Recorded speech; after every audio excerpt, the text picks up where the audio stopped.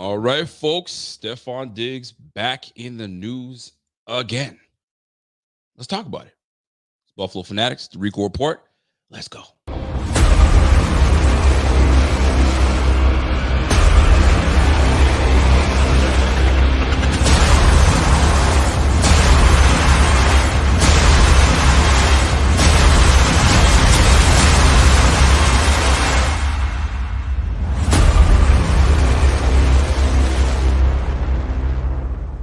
Underdog Fantasy is the easiest place to play fantasy sports.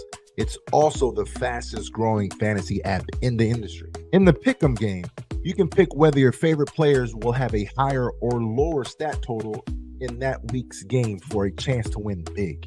And as you already know, I'm going Josh Allen higher in yards every single week. So sign up today with promo code Buffalo Fanatics and get your first deposit doubled up to $100.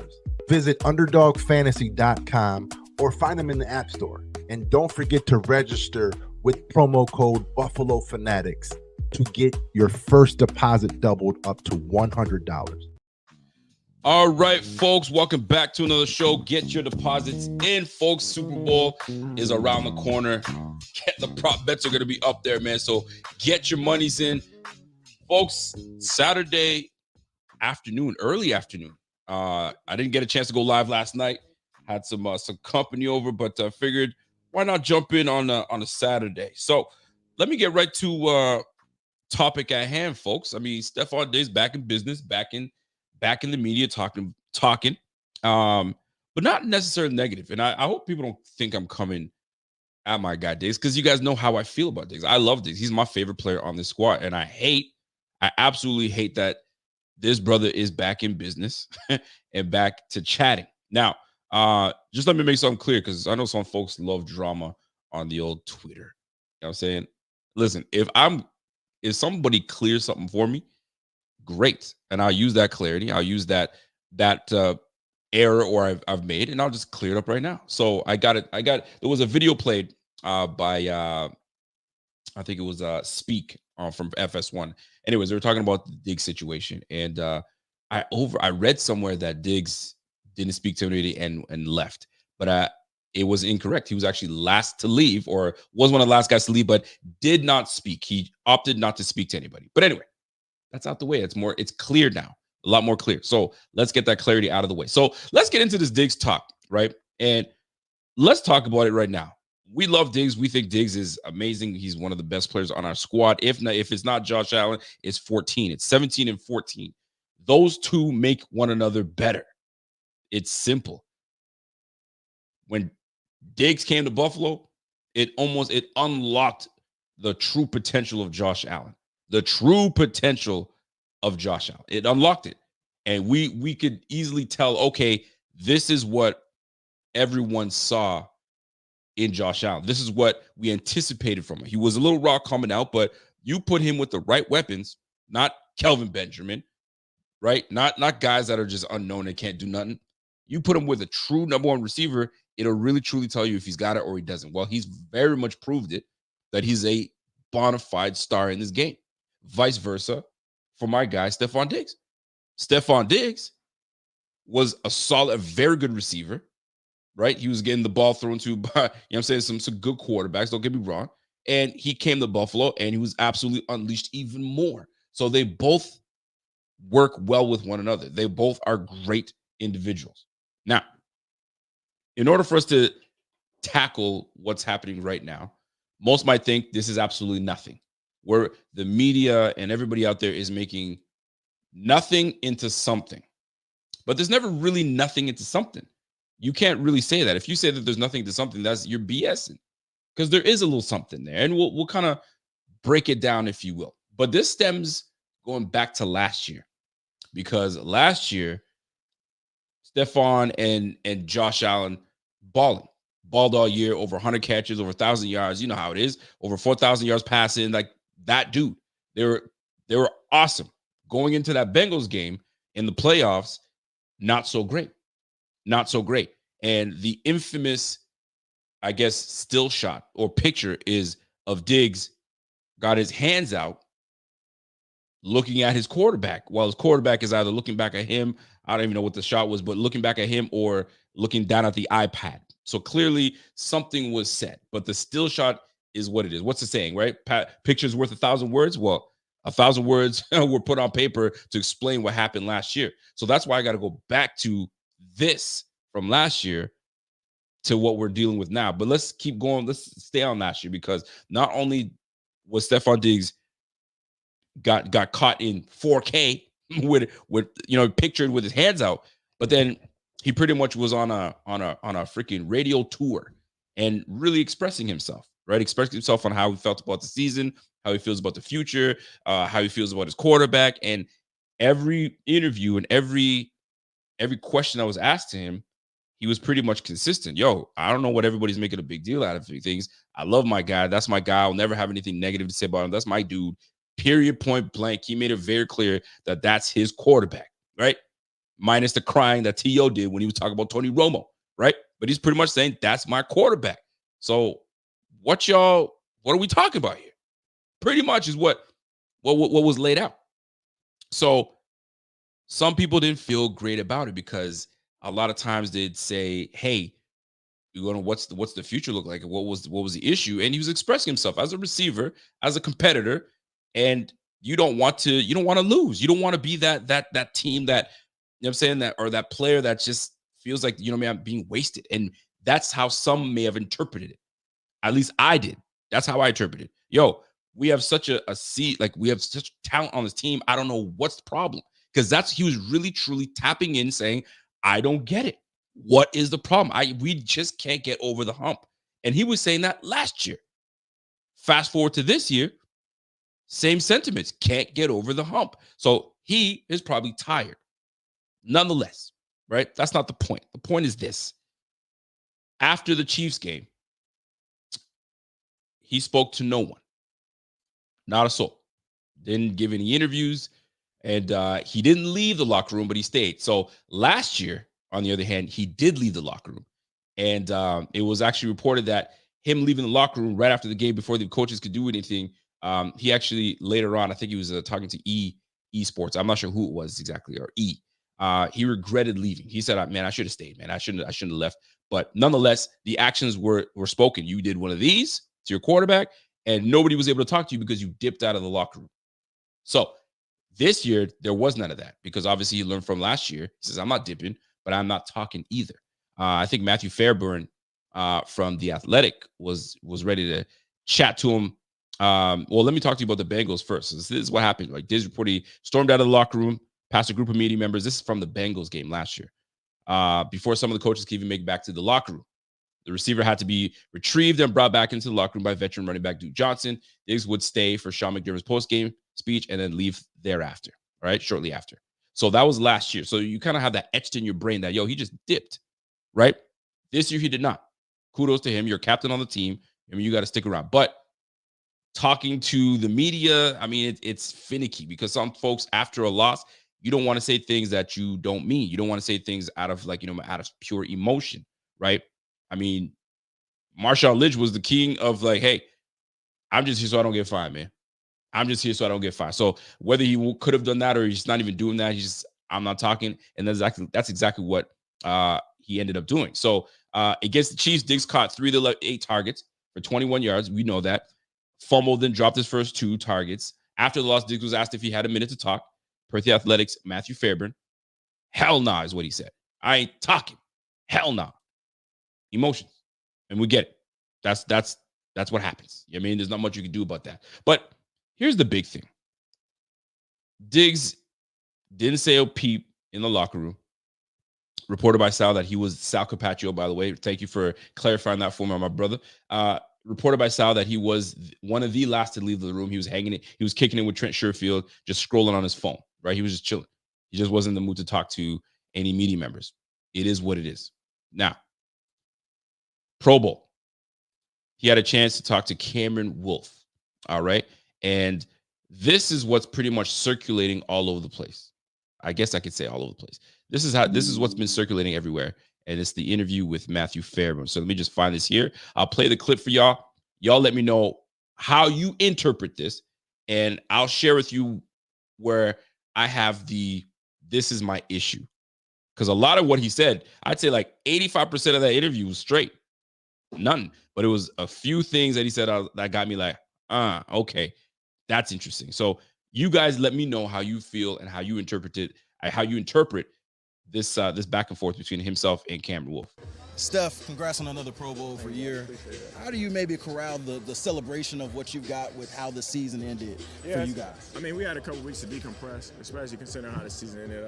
I had a conversation with a couple of my close friends and, my peers. And, of course, the season didn't end how we wanted.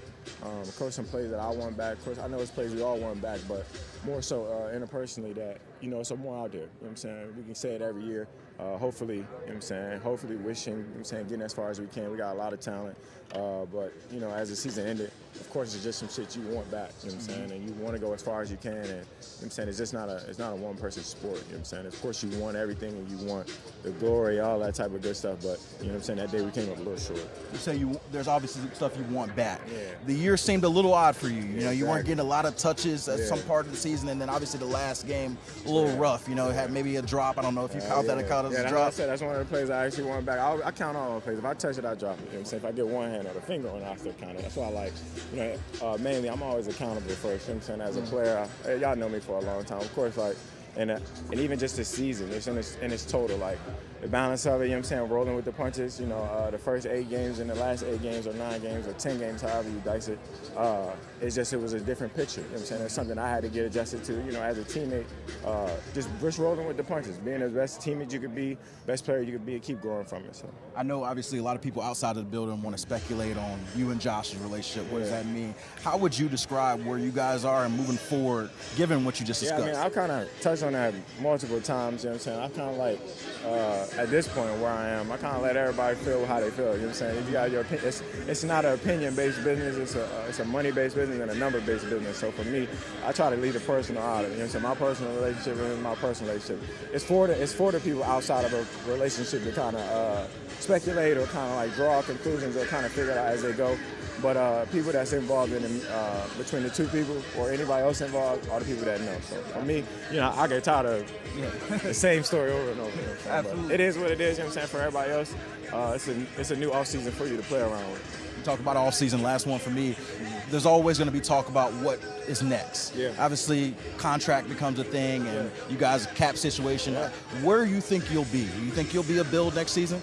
I don't know. I feel like as far as with the money and all that type of stuff, I can't control none of that. You know what I'm saying? I kind of put my hat on, and you know what I'm saying? Like I said, it's a long off season in front of me. As far as with the future, I don't have any surprises for you right now. But for me, I'm gonna still beat me regardless.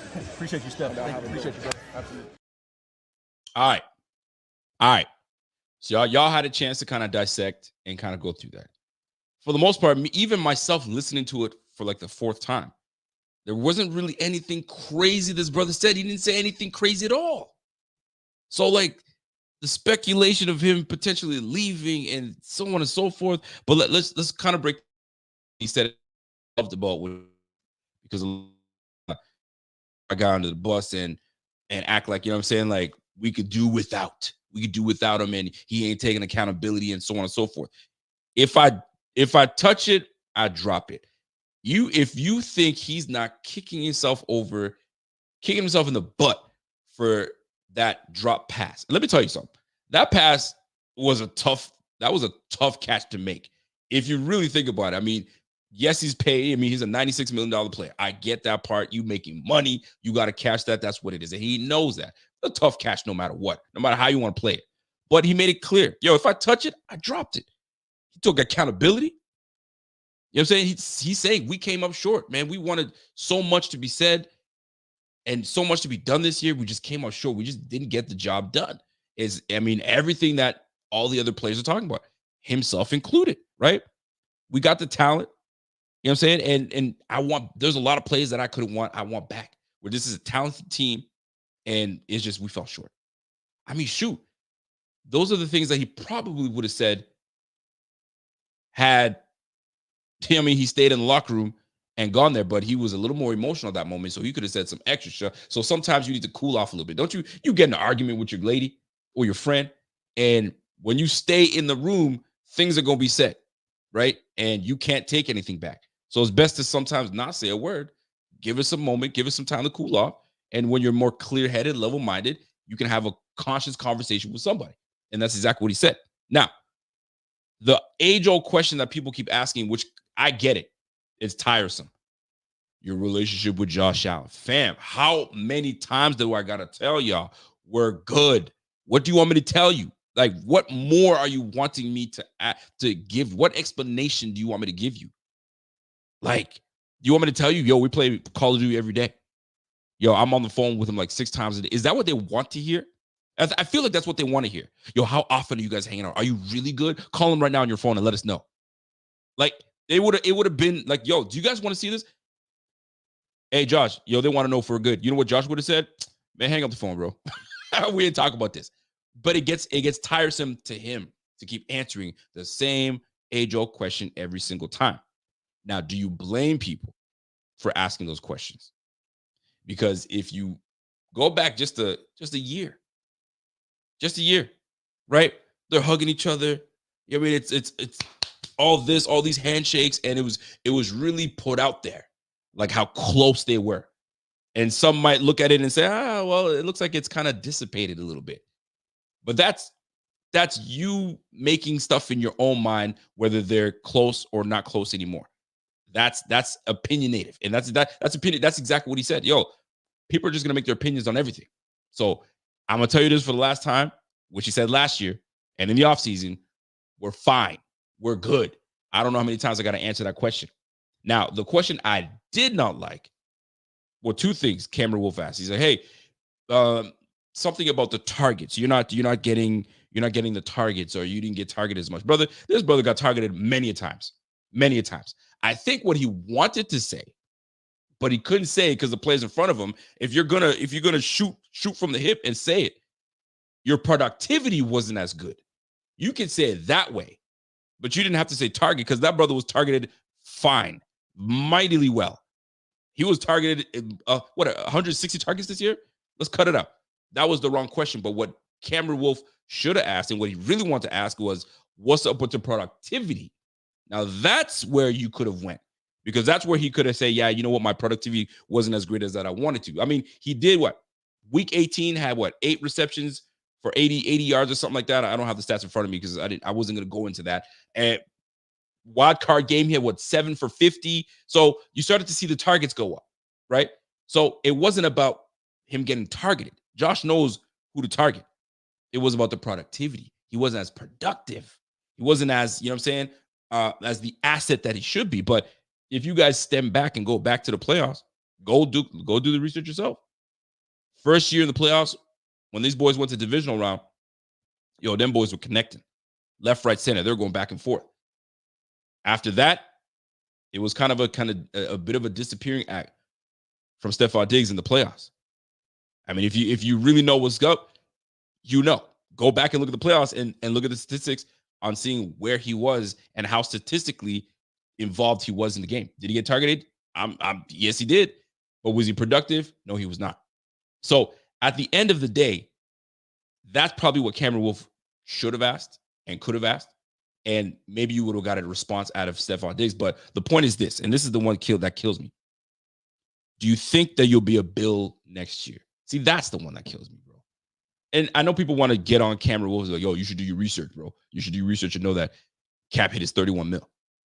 The cap hit for my brother, I mean, to make it very clear for everyone that's watching, the cap hit for Stefon Diggs is enormous. All right. So if you're going to, and I'm gonna make sure that I get the right to tag here. If I can find it, it's not even there. Golly, it pisses me off. But anyway, 31 mil is what that brother's owed. All right. And when you look at, I just got to get the right information. All right. So here's the thing, right? So cutting or trading Stefon Diggs, just to make it clear for people, if you cut or you trade Diggs before June 1st, it's going to cost the team 31 mil in dead cap. That's number one. That's hefty. We're already 50 million in the hole right now. And then you want to go and change and do some stuff with that. So that makes it near impossible. Is anything impossible? Never, right? But it makes it near impossible. After June 1st, they could save nearly 20 million on next year's cap, but have north of 20 million in dead money for the 2025 NFL season. So it's near not freaking happening. That's what it's not. It's near not freaking happening. So for them to say, are you going to be a Bill, is a crazy question. But here's the thing. When they're asking you, are you going to be a Bill? And this is where I can say I had my issue. You just say, yeah, bro, I'm going to be a Bill until I retire. But he already said that, Rico. Different interviewer, different question then. This is someone different, right? And someone that's currently in your face right now, especially after this first season. This is the first interview that you're breaking since the last time you touched the field. So if they ask this brother, are you going to be a Bill next year? You could do two things. Simply say, of course I'm going to be, man. I'm contractually with the squad. I'm going to be with my brothers next year, and we're going to rock it out, and we're going to try to get this Lombardi. Bro, you would say it like that, it's a wrap.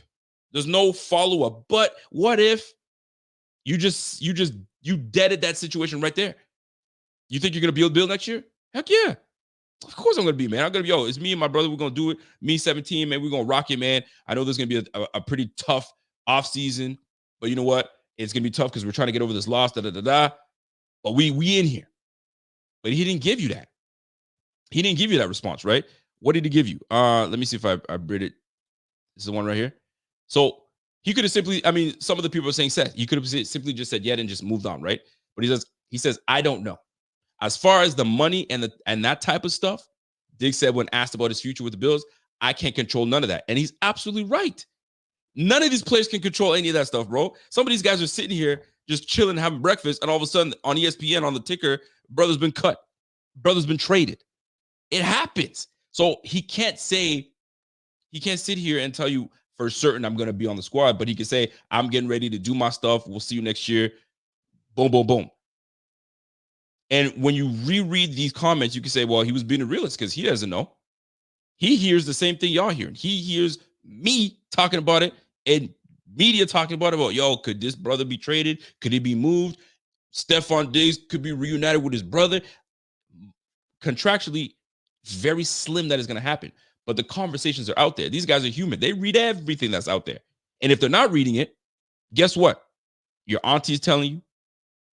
Your nephew's telling you. Your pops is telling you. Your mom's is telling you. Whoever is giving you and feeding you information. Not that you're trying to hear it, but you're getting all that information sent your way. Yo, they're talking about you being traded. What's going on with that? Bro, I can't control any of that, man. I'm just going to go into my offseason, do what I got to do, and go from there. So it's tough because for me personally, I would have been like, yo, if I was Stefon Diggs, yo, I'm gonna see my brothers this offseason. I'm gonna work my tail off this offseason. I'm gonna see them next year, and we're gonna try to get this championship period done.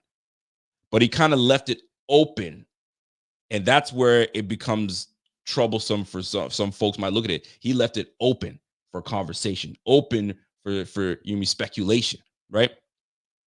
My man Pierre says, or Diggs could have said, why wouldn't I be? Perfect. Simple as that. Why wouldn't I be? The answer he gave opened up the same questions they keep asking him every year. It's like he low-key loves the drama. That's one way to look at it. Because you could easily dead something. It's like if me and wifey are going through marital issues, all right?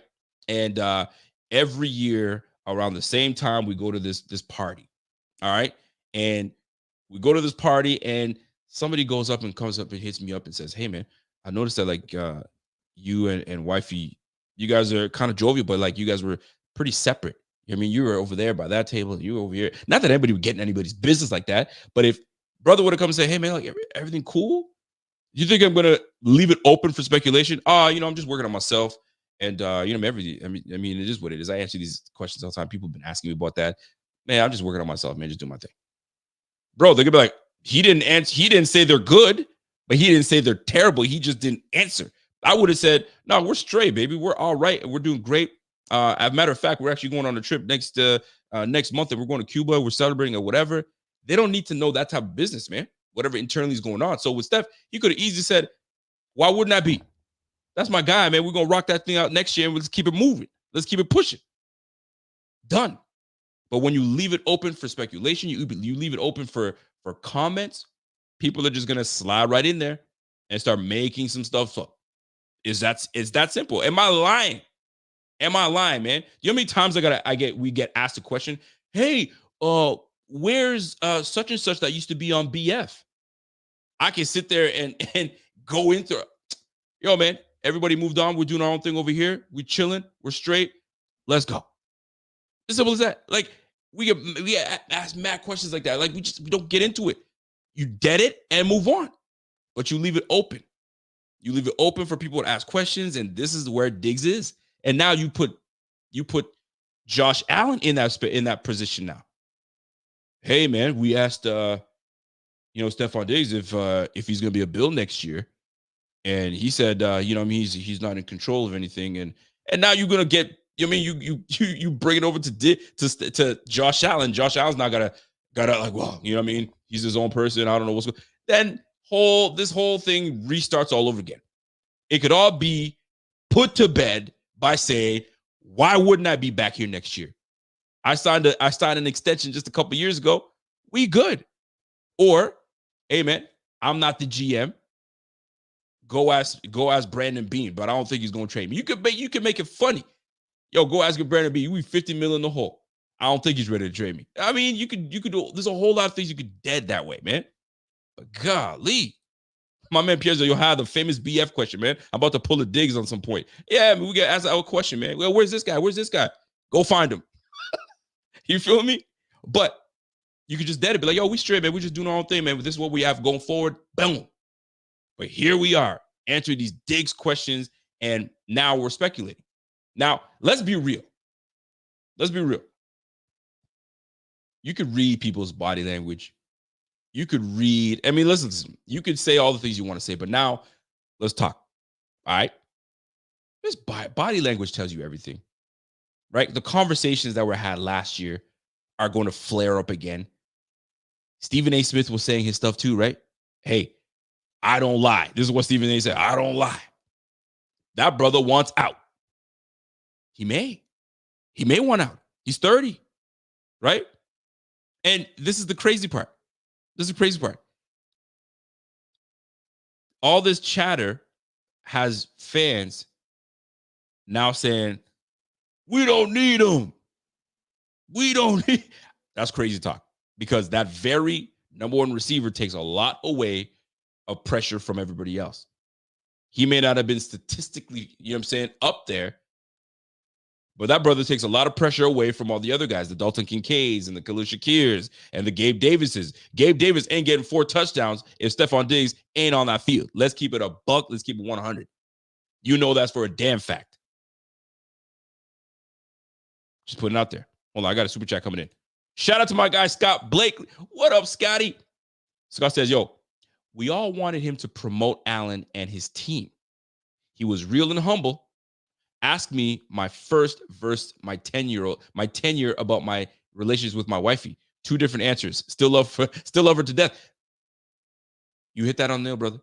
You hit that on the nail. It's really that simple. It's really that simple. Promote your guy. Promote the team. Wow. Done. Next. Leave stuff open for people to talk. Oh, they're going to talk. And there's going to be articles written. And there's going to be opinions, mixed in with some facts.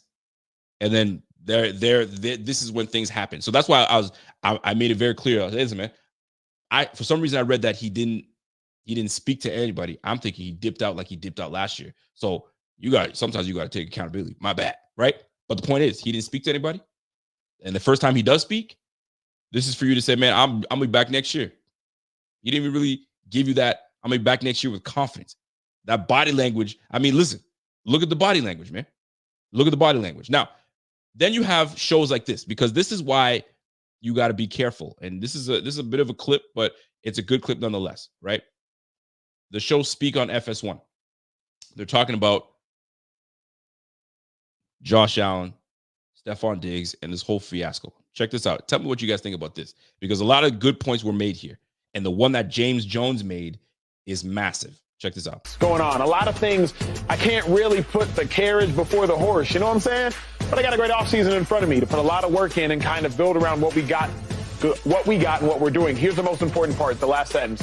I can't tell you what the future holds, but I'm still being me. Got to go to the wide receiver at the desk, James Jones. This is the wide receiver speaking, an all-pro caliber wide receiver speaking. But in the last 8 games, he was not the leading wide receiver for the team. Shakur actually was. So break it down. What do you make of Stefon Diggs saying, yo, I can't tell you what the future holds, but he is under contract, family? Yeah, what I make of it is he's probably going to be on a new team. And the reason why I say that is I remember my coach, Edgar Bennett, always told me when I was with the Packers, he said, never let them figure out they can win without you. And through the 6-game win streak, that's what the Buffalo Bills found out. Stefon Diggs does not have to get the ball or be super involved in this offense, and we still could find ways to win.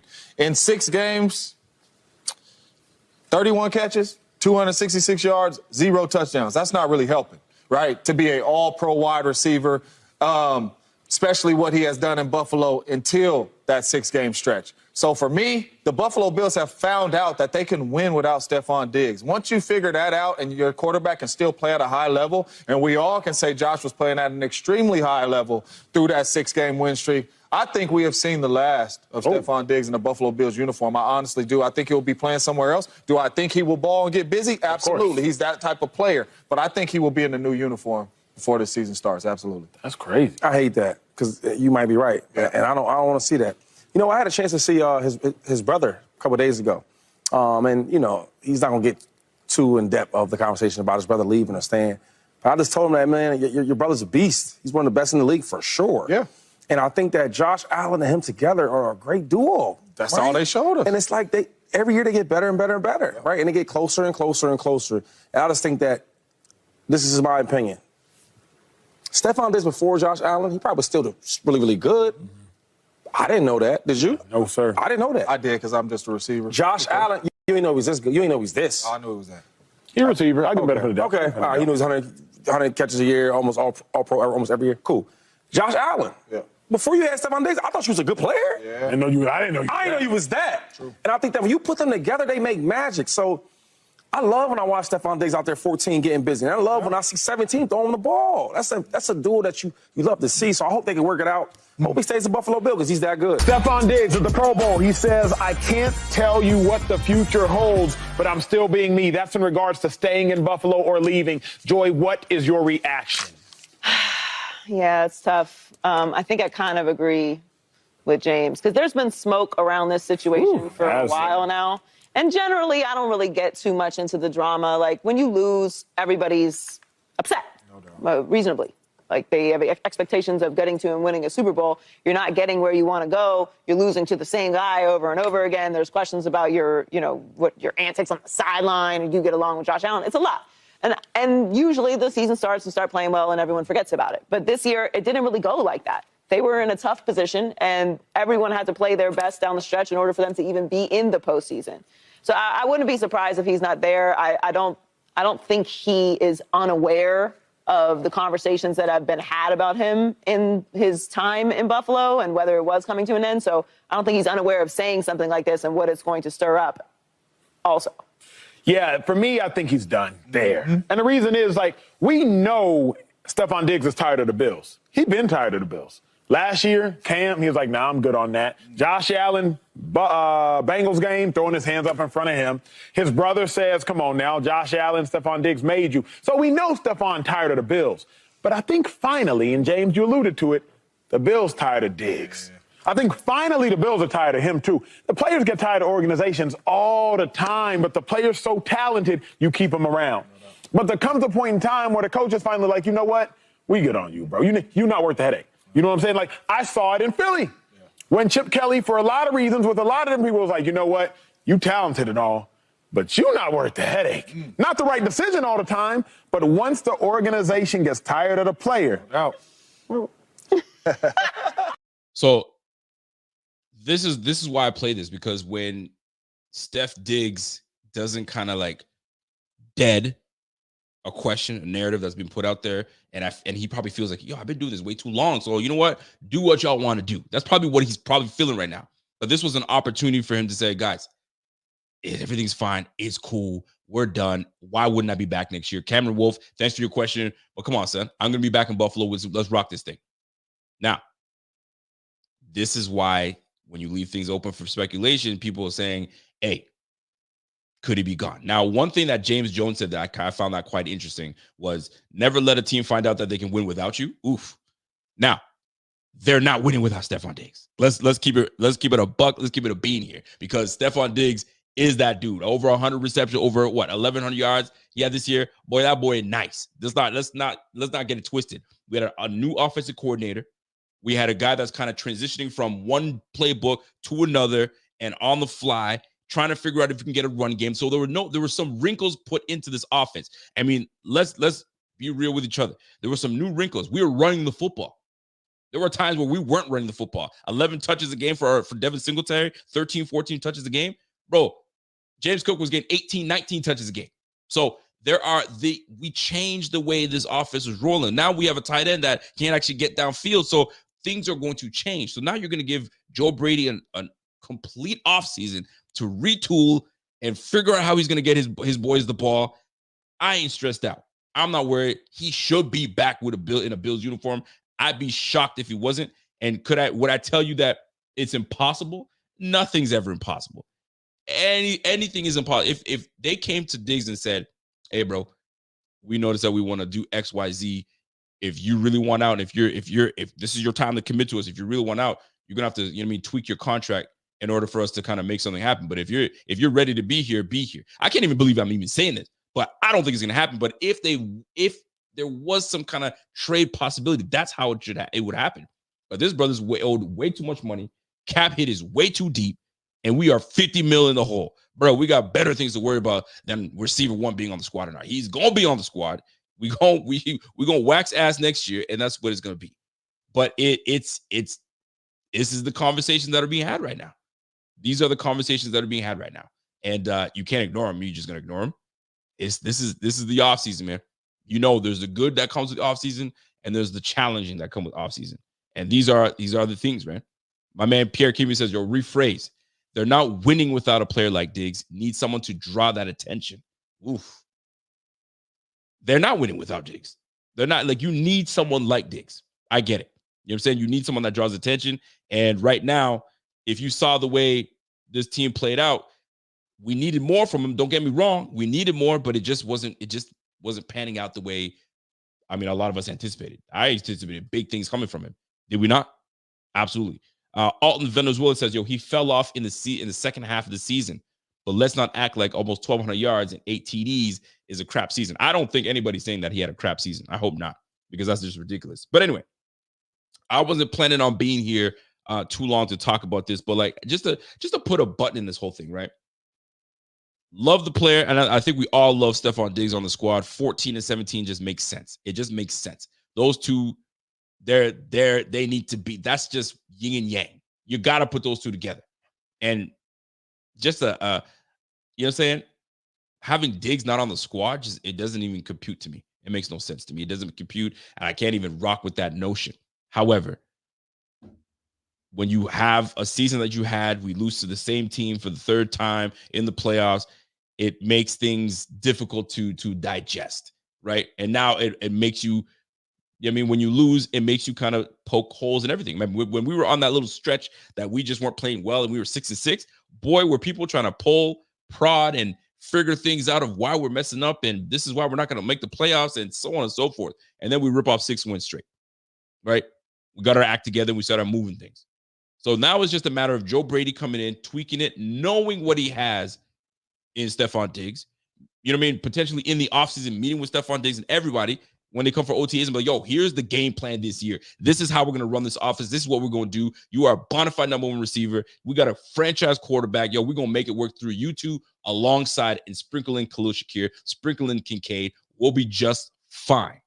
You know what I'm saying? We'll be just fine. But expect this to happen in the offseason, folks. This is what it is. Now, if he continues to, keep chatting and more information comes out, then that's a whole nother ballgame. I just can't see it happening. I think he's physically and emotionally just tired of the situation. Now, playing devil's advocate, because you got to, right? What are the odds that Brandon Beane does want to make a splash? You can't just look at one way. It's not going to happen. Just cut it out, and because you just never know. I'm sure there's been players that you thought their contract was not touchable, and they were able to move that player. Did they take a big dead cap hit? I'm sure they did, right? You guys can probably just pick out a player. It's probably happened before. But playing the advocate here. How would you deal with that? You got a 30-year-old receiver, you know what I'm saying, that some folks may say is coming on the downside, which I think is wild that people say that, but it is what it is. It's out there. What are the odds that Brandon Beane would try to, it's even weird to even mention it, but could you get a couple first rounds, one first round for him? Could you get someone that is like what Pierre was saying earlier? You need someone that is going to take the attention that Diggs was able to make if he's not going to be on the squad anymore. But that'd be tough to lose both Diggs and Davis in the same offseason. Wouldn't that be something? But then obviously you gain something back in terms of draft picks. And then, you know what I'm saying, you free some things up in terms of finances, and then you're back in business. But being $50 million in the hole, it doesn't help. It certainly does not help. Diggs would need to potentially restructure his contract for a trade to even happen. Could be tricky, but maybe possible. Anything is possible. I'd hate to see it, but anything is possible. My man Scott Blakely, Diggs and our F offense is not worth talking about. It's our effing defense that chokes in the playoffs. That's the real problem. Well, either way, there's going to be some changes on this roster. I'll tell you that much. There's going to be a lot of changes. Yo, Rico, that hoodie is fire. I just purchased 2 of them. Yo! That's what I'm talking about. Yes, man. If you guys haven't copped your hoodies, man, you'll go ahead and cop that hoodie. I had to go with this color here. My wife's always making fun of me that she says that I'm color impaired, right? And she goes, "What color is this?" And I was like, "It looks like a taupe color." And she's like, "Taupe? What you know about taupe?" Well, look it up. I had to make her look it up. I was like, "Yo, there it is. It's a nice color, man." So go ahead and cop this, man. SupportBF.com. Everything is right there. Support BF. Let us know what's going on. And see, everybody's calling it gray. It's not gray. It's like a taupe. It's got a look of brown into it. But y'all don't know about that. But anyway, love my team. Love Stefon Diggs. I want Stefon Diggs to, you know what I'm saying, honor what he said. I want to retire a bill. That's what I want. I cannot listen. I bought that brother's jersey knowing that he's going to be on this team for a long time. I need that. I need that.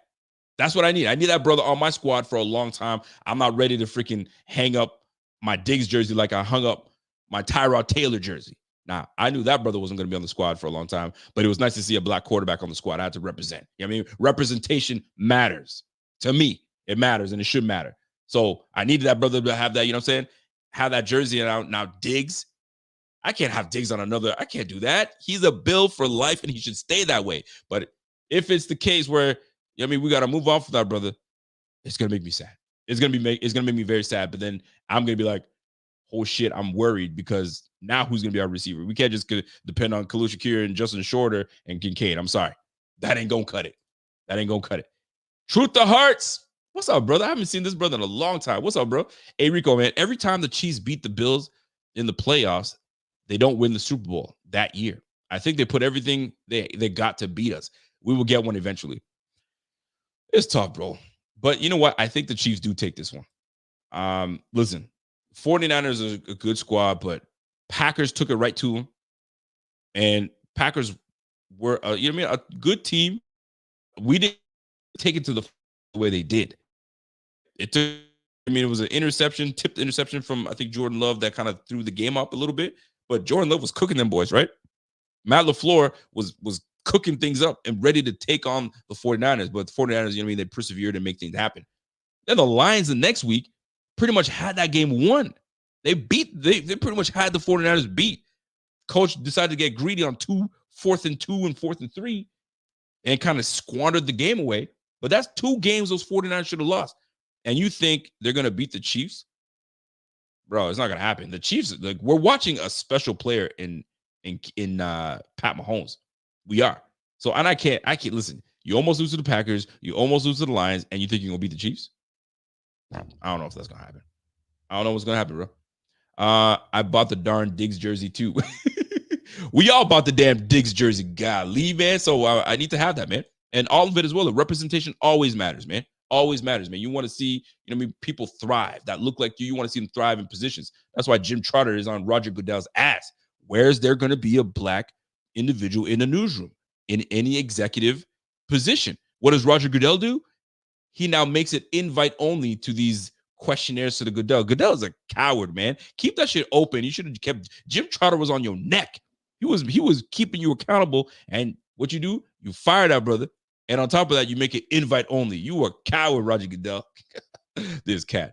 Pierre Kingpin says, yo, as a Bills fan, that slogan, get one before I die, might be the realest slogan of all time. Bro, before these eyes close, I need my team to win one. Before these lungs take the last breath, you know what I'm saying? I'd like to be able to say my Bills were a Super Bowl champ. I want to be able to go to Buffalo and rub shoulders with every one of y'all while the parade is going, while we see Stefon Diggs and Josh Allen passing that Lombardi over to each other and all that good stuff, right? And Tyler Bass is lifting it up saying, I nailed that Super Bowl kick. Man, by the way, I'm still not over this whole situation. I got to put this out there right now. Listen, the internet's got us arguing with each other about Stefon Diggs and Josh Allen and, you know what I'm saying, the drop passes and the defense didn't do this. Meanwhile, our kicker missed the damn kick. And that's why we're talking about this mess right now. You got to nail that kick. I'm still not over it, man. Tyler Bass, bro. You got me talking about my quarterback that had a damn good game. You got me talking about my receiver that, you know, has been a little silent in the playoffs. I get it. Defense can't do this and that. And we blaming everybody else but this brother, man. This brother lost us the game. I'm just putting it out there. I'm being real. You missed the kick, bro. Especially on the right. Yo, if you're going to miss it, go left. Go left. You give us a wide right again. I'm still not over it. I'm over it, but I'm not. I had to get that piece out because I'm bothered. I'm bothered. PVC fan, what's good, man? If 14 wanted to leave, how would that look? We can't let him walk with the dead money hit. So would somebody have to offer to pick him up?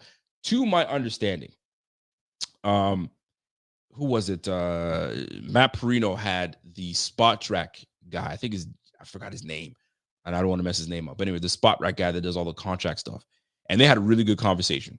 And they were talking about the Stefon Diggs situation. And they were like, yo, man, you just don't want to broach that subject. But if something is to happen, you'd have to, like, the player would have to say, I'm okay with taking a pay cut or restructure to make my base salary super low in order for me to be tradable. And then the other team would have to take on the money. There's so much thing that has to happen. Who was it this year that needed to be traded, but in order for them to be traded, they would have had to lower their cap hit, and somebody would have had, the other team would have had to take a little bit of that one, and the trading team would have had to keep some of that money on their books. I can't recall who it was, but there was someone that was in that type of conversation that needed to trade a player. So it's very possible. You just have to have a lot of deep conversations with the opposing team, what they're willing to give up, what they're willing to take on, and go from there. But this number is very steep. That's the thing. It's very, very steep. So I don't even know if you broach that conversation. It really is. It's just really tough to do. Joel Brown says, yo, Rico, what type of trade would you like to include Diggs? I don't want to trade Diggs. I don't like that at all. I don't want to. I want that guy staying on the team for good. I want him to retire a bill. That's how I want it. I wanted him and Josh to retire together. It's not going to happen, but that's wishful thinking. Diggs going to absolutely nowhere but Orchard Park, New York. When we get a Super Bowl next year, fans will be talking about how should we extend Diggs. I mean, shoot, that's the conversation we should be having, but we just did. So we'll see how it is. And keep in mind too, right? So looking at Spot Track and like the Diggs, let me just open it up and show you guys instead of me talking about it. When you look at his contract and there's always an out. There's always an out in these contracts, especially with Brandon Beane. Brandon Beane don't play around, man. He ain't gonna get caught with his pants around his ankles and let you have one on him. So he always has a way to get out of these contracts. So let me just share my screen here. I hope you guys can see it and show you what kind of salary mess we are in. I don't know if y'all realize what kind of salary mess. We are in a world of trouble. A world of trouble, people. Golly, it's tough to fathom what it is. So first and foremost, look at that, $51 million in the hole. All right. Like, it's craziness. 51 mil. All right. So when you look at Stefon Diggs, let's look at Stefon Diggs real quick.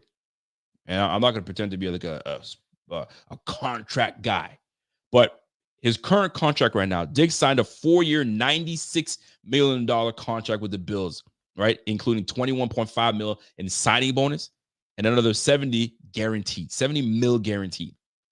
And an average annual salary of $24 million a year. Golly, that's a lot of money. So in 2024, Diggs will earn a base salary of 18.5 and a workout bonus of $250 million, right? And then while carrying a cap hit of $27.8 million and a dead cap value of $31 million. All right. You see all that money right there? You don't move a brother like that just to get him out of the way. It takes a lot for that to happen. So he's going into age 31, right? Into the 24 season, right? 18.5 is what he's going to be owed with a signing bonus of 4.3. So you see that money. It's a lot of money going to that brother. But the potential out is in 2025, right? And even the dead cap hit in 2025 is 22. A little more palpable. But at that point, we'll know was it a fluke in the way his play somewhat dissipated in the back end of the season, or was it just a matter of our team finding out a way to get these guys all involved with a new offensive coordinator? Because that's the big one, man. You had an offensive coordinator that take over halfway through the season that's trying to figure things out and trying to get his way of thinking and his philosophy infused into the offense by using an old playbook, right? So you got to keep everything unison because that's what everybody knows. So going into this year with a new playbook is going to be mad different, but you got to keep that in mind. You really do have to keep all that in mind, but that is a lot of money to figure around with. So let's just play a game real quick, folks. So let's move back. To even manage this roster, okay? The market value for Deion Dawkins right now is at 17.8. Rasul Douglas is at 14. Gabriel Davis on the market, he's probably going to get 13 mil, maybe a little more. You never know how these guys play. I doubt he gets 18 to 20. I know there was some kind of conversation happening. Leonard Floyd, I'd love to have Leonard Floyd back, but he's probably going to want more money than 8 mil. But that's what they're saying. 8 mil is his market value. Then DaQuan Jones, you got to bring DaQuan Jones back, right? Am I wrong? I'd bring DaQuan Jones back. I don't care what anybody tells me.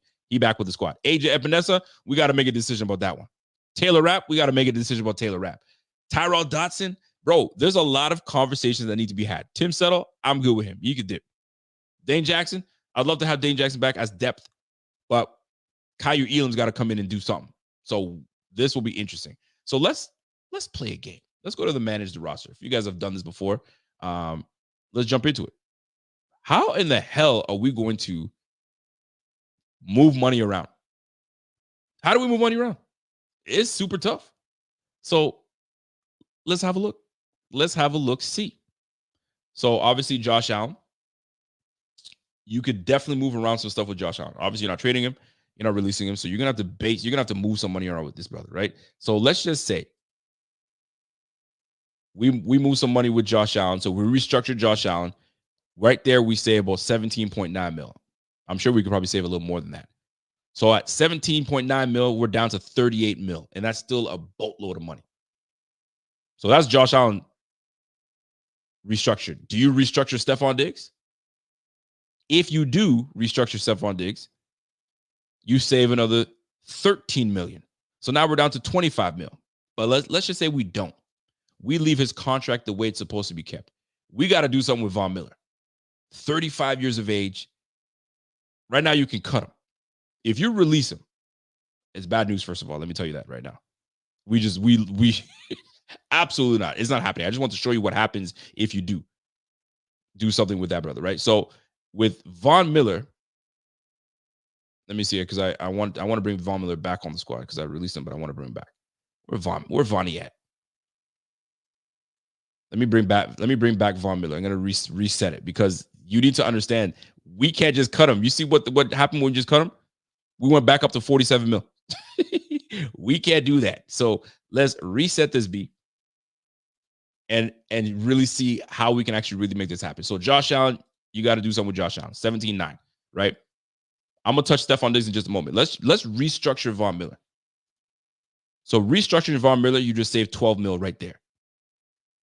But are you ready to restructure Von Miller? Von Miller's contract, bro, that was,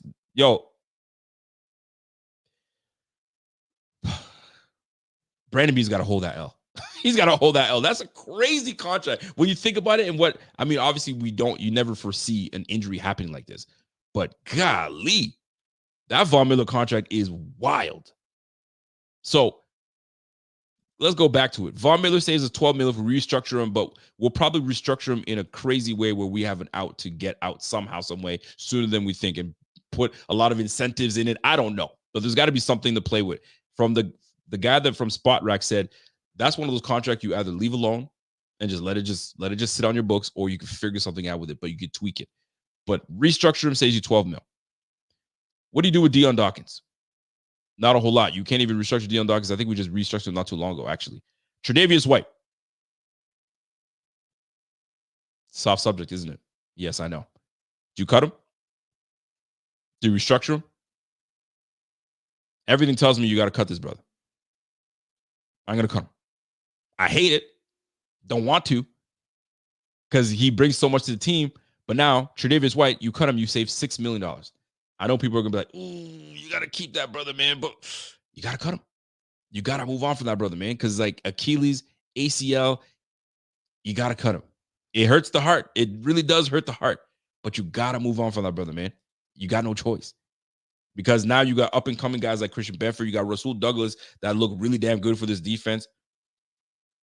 You got Kyer Elam that could really show up and do something for us. You just never know. You just can't just, but it doesn't hurt. It doesn't make my heart feel good by making that move. But we're playing GM right now. And I'm not going to pretend that I'm a bomb GM right now. I could be failing right now. But this is the 3 moves I've made so far. Right? Dawson Knox, I ain't cutting this guy. I'm restructuring his ass. You restructure Dawson Knox, you save yourself another $2.7 million. And you got to really incentivize his contract. If you redo it, you got to do some things with that. All right? So restructure Dawson Knox.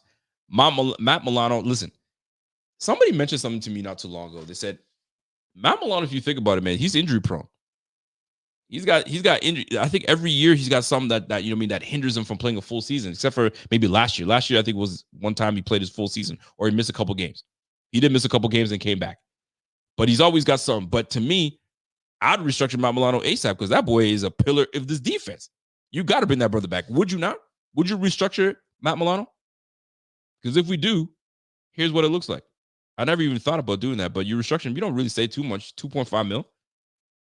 I don't know if I'm ready to do that. Let me add that. Let me restructure Dawson Knox. I'm going to put Matt Milano back on. I'm not ready to do anything with that brother just yet. Rasul Douglas, hopefully we bring that brother back. Ed Oliver, we just brought him on the squad, so there's not much really to do with him. And here's where some things get interesting. We got to do something with this brother right here. Where is he at? Saron Neal, are we ready to bring him back? Because guess what? If you release Saron Neal, you save $2.8 million, almost $3 million. Special team guy. I mean, sometimes you got to move on from the special team guys. It's just what it is, folks. Deontay Hardy. I think I've seen enough of Deontay Hardy. Naeem Hines is coming back. We're probably going to have to do something with Naeem Hines. See ya. Deontay Hardy, you save almost, $4.1 mil. So right now, we're $10 million still over the cap. Who else can we kind of move around? And I'm not even trying to do a whole lot of stuff, right? We just Tyler Matakevich. I know somebody said cut Tyler Matakevich, but we just redid his contract last year. I'm looking at DeMar Hamlin. Do we bring back a guy like DeMar Hamlin?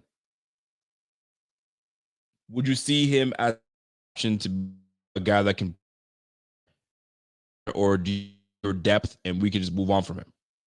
In my personal opinion, I'd move on. You save $1 million. So now we're 9 in the hole. So what do? You got Connor McGovern. You got Ed Oliver. I'm not going to touch Ed Oliver. You got Dawson Knox. We could do some things with Dawson Knox, but I'm fine with him. And then Matt Milano, we can restructure. And then Stefon Diggs, we could probably restructure. If you restructure Stefon Diggs, now we're $3 million over the cap. Now we're in business. Make a couple other moves, and you're there. Where's Dion? Can we do something with Dion? No, we're not going to do anything with Dion. Dion, he stays where he's at. Right? So, listen, we've restructured Josh. Von Miller, we restructured. We released Tre'Davious White, restructured Dawson Knox, released Saron Neal, released Deontay Hardy, released DeMar Hamlin, restructured Stefon Diggs, and you're over the cap. I ain't saying that that's what brother's going to do, because absolutely I'm not saying that whatsoever. But here we are. Now, you know who's making a lot of money? This brother right here, Connor McGovern, is making a lot of money right now. He's like, if we were to restructure him, or even, I'm not even trying to release him because I like Connor McGovern on that squad. But we restructure Connor McGovern, that's only a couple mil. I ain't trying to touch that. Leave that alone. So anyway, I'm going to leave it at that. We'll leave it right there. You know what? And Nyheim Hines, we got to cut him to bring him back, because bringing him back on that salary, heck no. Look at this. We saved almost $5 million with Nyheim Hines. And then we can bring him back on a different type of contract and let me know how you feel. So now we're $8 million over the cap. And he's probably going to, move around and do some things that'll help us out in getting some things done. But a lot of these other moves that I could potentially make, I'm not going to. But I'm going to just leave it at that. So with those very moves, we're over the cap. So it's a lot to do. But my goodness, man, here we are. And like, what do you do with Jordan Poyer? With a guy like Jordan Poyer, are we ready to? Because I mean, Micah Hyde, chances are he doesn't return. I think it's pretty safe to say that. I think you keep him, and then you do something with Taylor Rapp. Do you let Taylor Rapp go and let him just hit free agency, or do you try to work something out and bring him back? Because essentially, you get him to be the inside. They're both inside the box type of safeties. You can't have both those guys. It's a tough one. It's a tough one. But either way, we've kind of done some things, and we can even restructure Teron Johnson if we want to, but they don't give you that option to restructure him because they did it last year, I think, or a couple years ago. But here we are, man. Here we are. And Mitch Morse, this is another one right here. I was messing around with this. If you move on from Mitch Morse, let's just say and I'm not vying for this whatsoever, but let's just say we move on from Mitch Morse, right? We're like, you know what? We're going to get younger at center. We're going to draft a center. We're going to move on from Mitch Morse. And we have some concern. You move on from Mitch Morse, you save $8 million right there. Look at the cap. Now we're at $17 million in cap space, but now we were down a center. So those are the predicaments that you can put yourself into. Do you move Ryan Bates to center, full-time center on a cheap end? Right? You can even restructure Ryan Bates to keep him as our stretch guy. He saves us a bit of money too, less than $1 million. So there's so many things that can be done. But anyway, I digress. Brandon Beane is going to have his hands full, folks. That's all I'm going to say. He's going to have his hands full. Maybe Mitch Moore says, I'm going to call it a day. I've done this before, concussions, so on and so forth, and you don't wish that on anybody. But I'm telling you, man, we're going to get under the cap. It's just there's going to be some casualties along the way. There's going to be some casualties, man. That's what it comes down to. Unless they can't restructure others and need to move on, his football IQ is still high, would be serviceable until the kids take over. And I think you're referring to Jordan Poyer, I assume. You're referring to Jordan Poyer. But if that's the case, then yeah, man, there's so many potential avenues that this team can hit. Real talk. Let me get a super chat in from my lady, Linda West. What's up, Linda? I bought a darn Diggs jersey too. Yes, we did, girl. Yes, we did.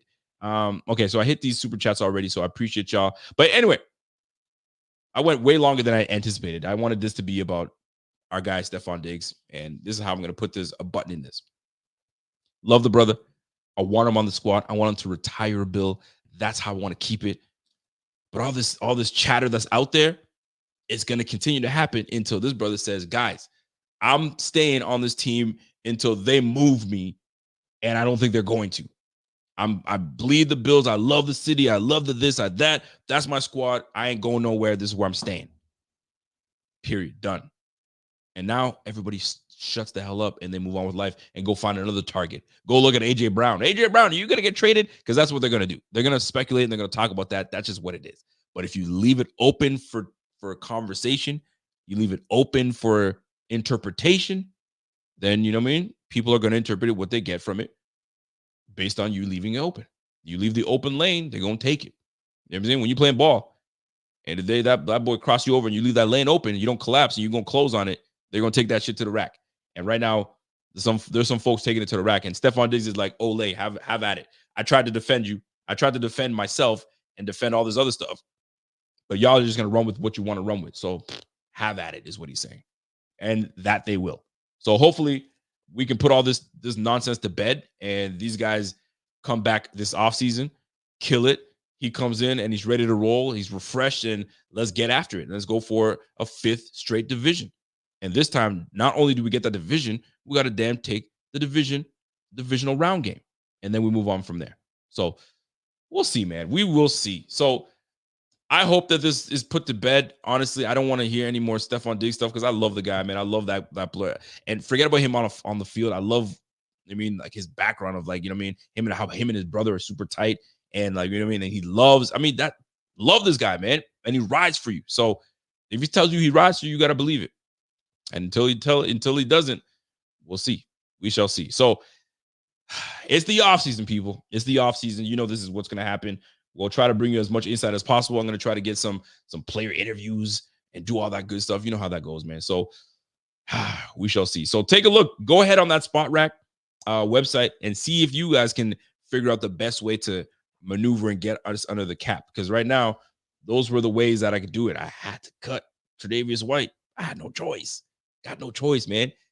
ACL, and you got the Achilles, and you have Kyer Elam, and you have Christian Bedford, and you brought in Rasul Douglas. I don't know, bro. Put him at safety. He can't tackle like that. That's not going to work. If you're going to move anybody, you move Tre'Davious White. You move Christian Bedford to safety, and then you got Rasul Douglas and Kyer Elam going. But we'll see how that goes. So, folks, you guys have a great Saturday afternoon. Normally, I'm not even on this on a Saturday, but here I am. So we will catch you guys on the flip side. You guys have a great day. And until next time, it's your boy Rico. It's the Buffalo Fanatics. And we'll catch you guys on the flip side. Peace. We out of here.